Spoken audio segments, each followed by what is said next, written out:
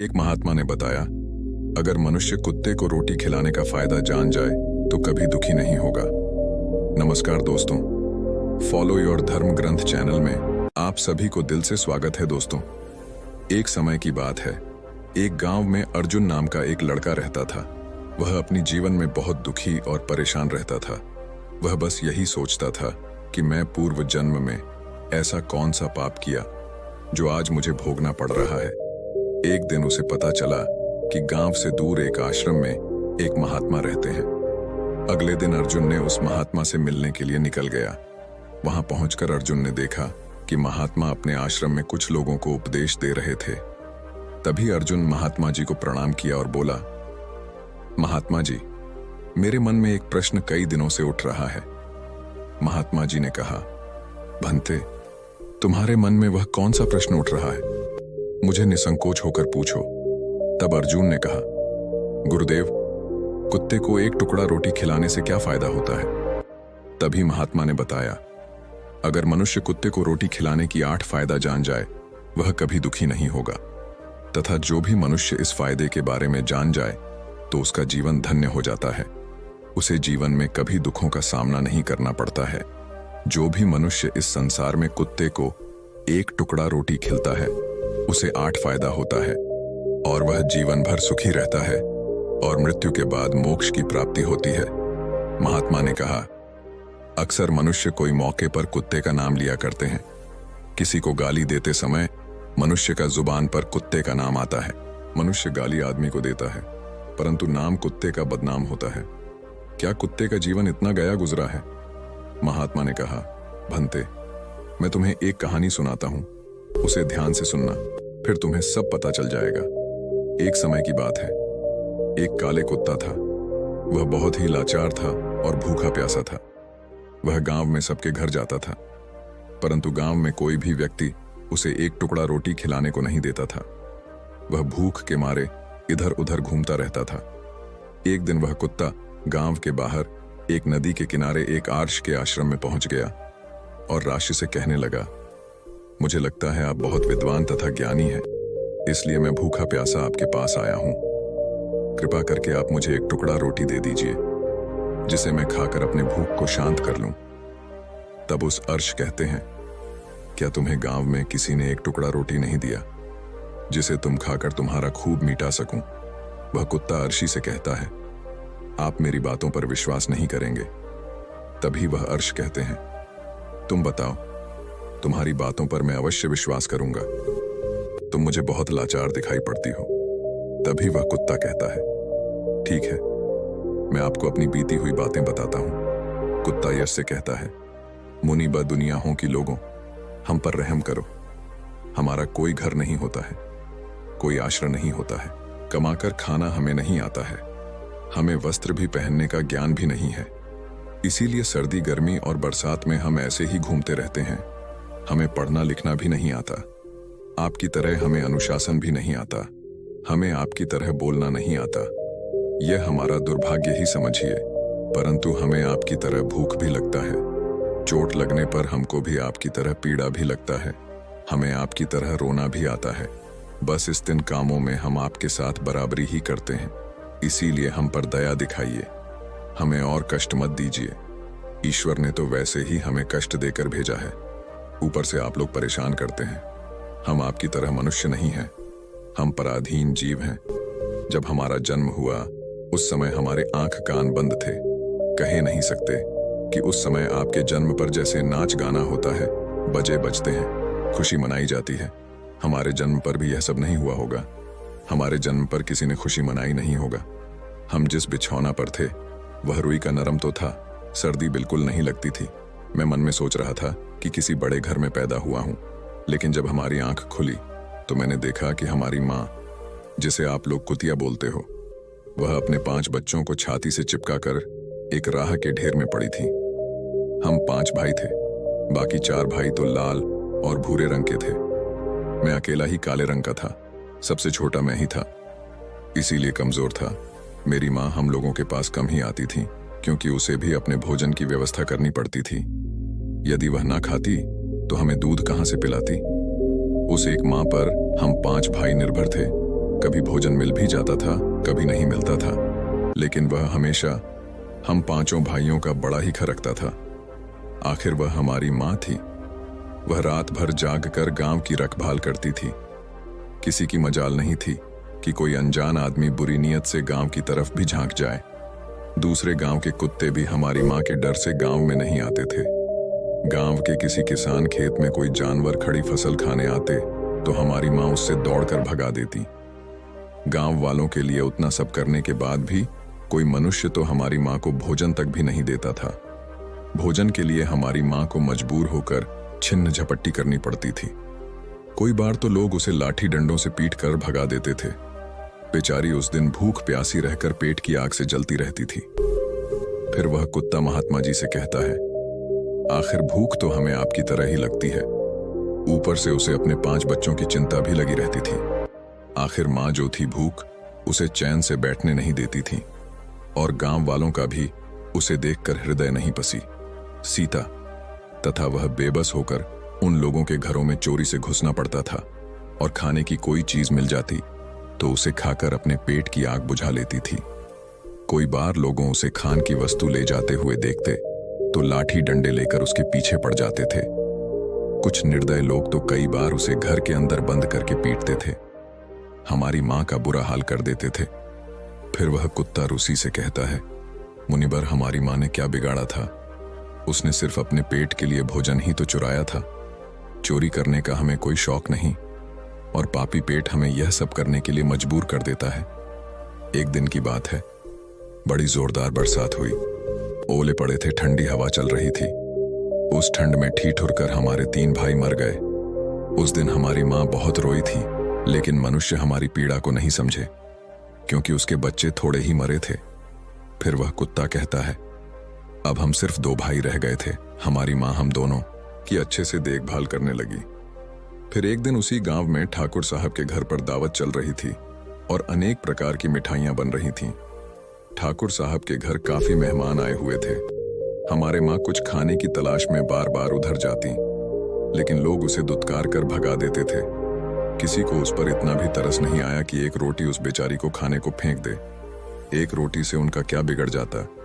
मेरी माँ बार बार जा आती और वहीं खड़ी खड़ी दिखती रहती थी। ठाकुर साहब के आंगन में दावत खाने का सिलसिला चालू हुआ। भोजन परोसा जाने लगा। मेरी माँ भी वहीं जाकर पूछ खिलने लगी। खाना परोसने वाला आदमी जब किसी काम से भीतर गया तो मेरी माँ रोटी लेने को चल पड़ी। फिर दूसरे आदमी ने मेरी माँ को जाते हुए देख लिया तो चारों ओर से लोग चिल्ला चिल्ला कर उसकी तरफ भागे। मेरी माँ उनकी चीख सुनकर घबरा गई। 2-3 आदमी लाठी लेकर उसके पीछे से दौड़े। मेरी माँ वहां से घबरा कर भागने लगी, परंतु उसे वहां से निकलने का कोई रास्ता नहीं मिला, क्योंकि सामने से लोग लाठी डंडे लेकर आ रहे थे। तभी मेरी माँ वहां पर जो लोग भोजन कर रहे थे उनको लांघ कर निकल गई। महात्मा ने कहा। आगे वह कुत्ता कहता है, मेरी माँ अपने निकलने पर इतनी हैरान नहीं थी जितनी कि उन लोगों को देखकर हुई थी जो वहां पर दावत खा रहे थे। वह सब उठकर खड़े हो गए। उन्होंने भोजन करना छोड़ दिया और कहने लगे कि कुतिया के जाने के कारण भोजन भ्रष्ट हो गया है। सब एक दूसरे से विचार विमर्श कर रहे थे कि अब क्या किया जाए। खाना तो सब खराब हो गया। फिर ठाकुर साहब फूट फूट कर रोने लगे। कुछ लोग तो यह भी कह रहे थे कि भाई, कुतिया के लांघन से भोजन खराब कैसे हो गया? उसने खाने में या खान की थाली में मुंह थोड़ी डाला है, सिर्फ ऊपर से लकर ही तो गई। फिर दूसरे लोग कहने लगे, शहरों में तो लोग कुत्ते को पालकर घर के अरस उलाते भी हैं और खिलाते भी हैं, तो इसमें कोई बुरी बात नहीं है।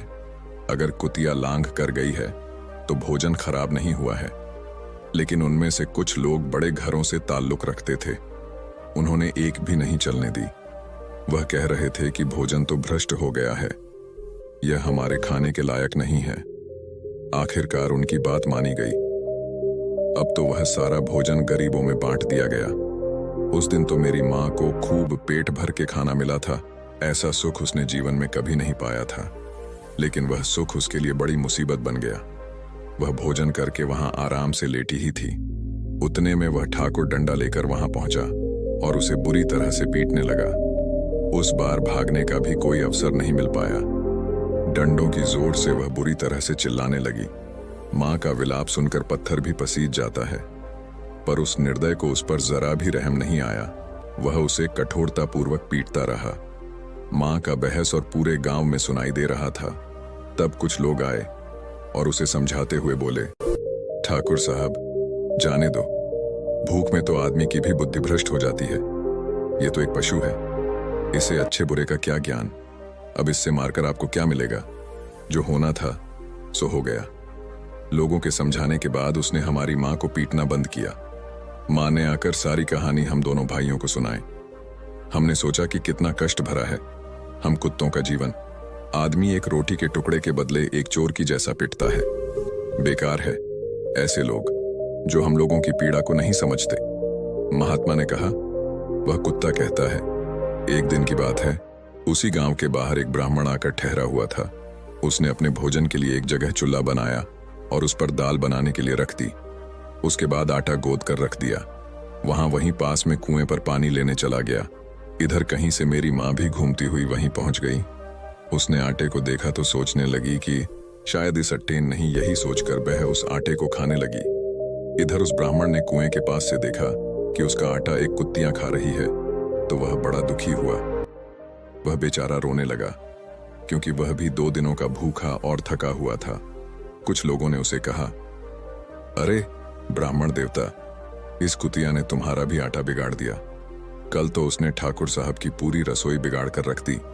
बड़ दुखी होता हुआ बोला, भाई मुझे क्या मालूम था, यह दुष्ट कुतिया मेरे आटे को खाने के लिए घात लगाए बैठी है। ब्राह्मण ने अब बहुत गुस्से में लाठी लेकर उस कुतिया के ऊपर टूट पड़ा।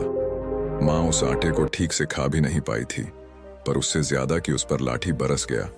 महीने भर तक मेरी माँ लड़खड़ाते हुए घूमती रही।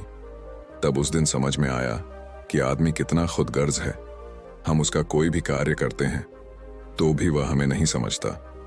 आगे वह कुत्ता कहता है, हमारी कमी यह है कि हम उन्हीं मतलबी इंसानों के अधीन रहना चाहते हैं, जो हमें कष्ट देता है, जो हमें प्यार से खिलाता है। हम उसके कितने काम आते हैं यह नहीं पता।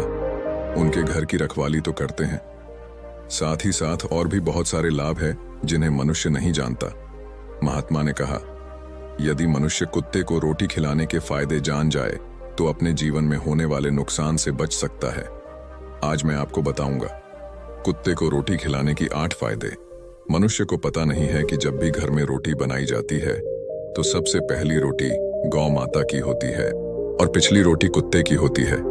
महात्मा ने कहा, ऐसा ही विधान भगवान ने बनाया था, लेकिन भगवान के बना उस विधान को भूलकर मनुष्य अगली और पिछली रोटी स्वयं ही खा जाता है। इसका दुष्परिणाम उसके जीवन पर पड़ता है। कुत्ता वह प्राणी है जिसको रोटी खिलाने से मनुष्य के जीवन में पड़ने वाले ग्रहों के दोष भी दूर हो जाते हैं। महात्मा ने कहा, कुत्ते को रोटी खिलाने का पहला फायदा, कुत्ते को रोटी खिलाने से शरणी का नकारात्मक प्रभाव कम हो जाता है। शरणी ग्रह जब अपनी कुदृष्टि डालता है तो हर मनुष्य बर्बाद हो जाता है। जिस व्यक्ति पर उनकी महादशा का आरंभ हो जाता है तो बने बनाए काम अपने आप बिगड़ने लगते हैं और वह मनुष्य आर्थिक तंगी का शिकार हो जाता है। उस स्थिति में व्यक्ति यदि कुत्ते को रोटी खिलाता है तो उस पर क्षण का दुष्परिणाम बहुत ही कम हो जाता है। कुत्ते को रोटी खिलाने का दूसरा फायदा, कुत्ते को रोटी खिलाने से भाग्य आपके पक्ष में हो जाता है। आपके घर के अंदर नकारात्मक शक्ति नष्ट हो जाती है। कुत्ते को रोटी खिलाने का तीसरा फायदा, कुत्ते को रोटी खिलाने से माता लक्ष्मी प्रसन्न हो जाती है और आपके घर में धन दौलत की कभी कमी नहीं रहती है। कुत्ते को रोटी खिलाने का 5वां फायदा, कुत्ते को रोटी खिलाने से आपके ऊपर कर्ज नहीं चढ़ता और जो पहले से आप कर्जदार हैं उससे भी मुक्ति मिल जाती है। कुत्ते को रोटी खिलाने का 6ठा फायदा, सुबह शाम भोजन देने से आपका व्यापार बहुत अच्छे से चलता है। कुत्ते को रोटी खिलाने का 6ठा फायदा, कुत्ते को रोटी देने से आपकी आयु में बुद्धि होती है और अटका हुआ धन वापस मिल जाता है। कुत्ते को रोटी खिलाने का 7वां फायदा, कुत्ते को रोटी देने से हमेशा आपका स्वास्थ्य अच्छा बना रहता है और मानसिक रूप से आप मजबूत रहते हैं। आपका मन हमेशा ऊर्जावान रहता है, अच्छे विचार आपके मन के अंदर आते हैं। कुत्ते को रोटी खिलाने का 8वां फायदा, कुत्ते को रोटी खिलाने से भगवान प्रसन्न रहता है, क्योंकि भगवान को समस्त जीवों की चिंता रहती है। और जो समस्त जीवों पर दया दिखाता है, भगवान भी उस मनुष्य से हमेशा प्रसन्न रहते हैं। भगवान की कृपा सदैव उस परिवार पर बनी रहती है। आप बड़े बुजुर्गों से सुना होगा, वह कहते हैं कि जब कुत्ता रोता है तो अब सुगुन होता है, कोई संकट आता है, किसी की मृत्यु होता है, इसीलिए कुत्ते को कभी रुलाना नहीं चाहिए। इस प्रकार से महात्मा ने अर्जुन को कुत्ते को रोटी खिलाने के 8 फायदे बताए, और जो भी मनुष्य कुत्ते को रोटी खिलाता है तो उसे इन 8 फायदे का फल प्राप्त होता है। तो दोस्तों, वीडियो अगर पसंद आया तो